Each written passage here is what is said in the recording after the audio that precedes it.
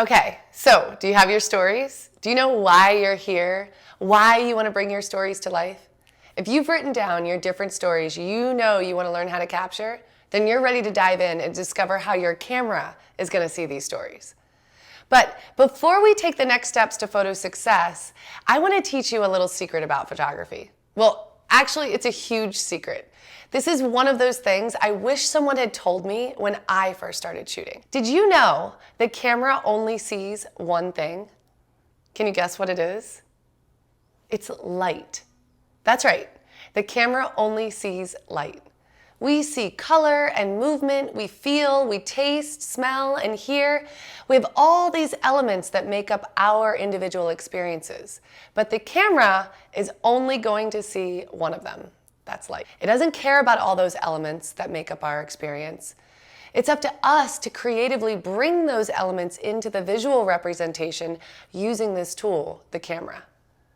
I want you to think of photography as painting with light. Your camera is just the paintbrush. You are the painter. Your scene is the canvas and the paint is the light. So, what scene will you paint each time you click that shutter button? This is why the second question we must ask ourselves is, what kind of light do I see? After we get to know why we're connected to a scene, we can start to examine the light in that scene. Now, this is a bit of a tricky question, and it's also why photography is not a perfect science. It's an art, it's creative, it's subjective, and it's up to you as the storyteller to decide how much or how little light you want to paint with. Our eyes are automatically exposed for the changing light. So sure, we see areas that are bright and we see areas that are dark, but in any kind of lighting scenario, our eyes are going to automatically expose for the level of light we need to see. Let me give you an example. Have you ever been to a Sunday matinee movie? You walk in after being in the bright sunshine and you go into a dark movie theater, and what happens? You go like this, right? You're like, I can't see. And then within a few minutes, your eyes dilate, they open up, allowing for that low level of light to come in. And then you ever leave a Sunday matinee and forget you went to an afternoon movie? You go outside into the bright sun and you're like, I can't see. Your eyes need time to contract to let less light in because there's so much light out there in the bright sun.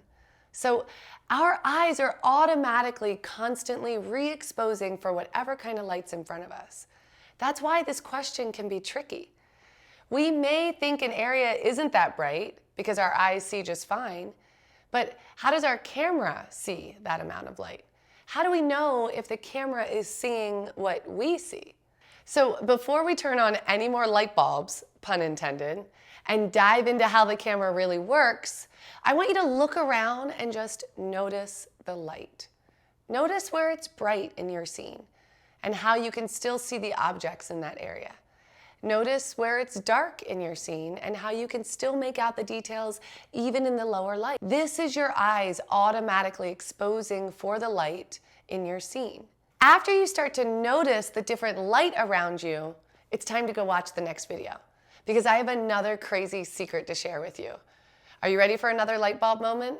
Okay, go check it out.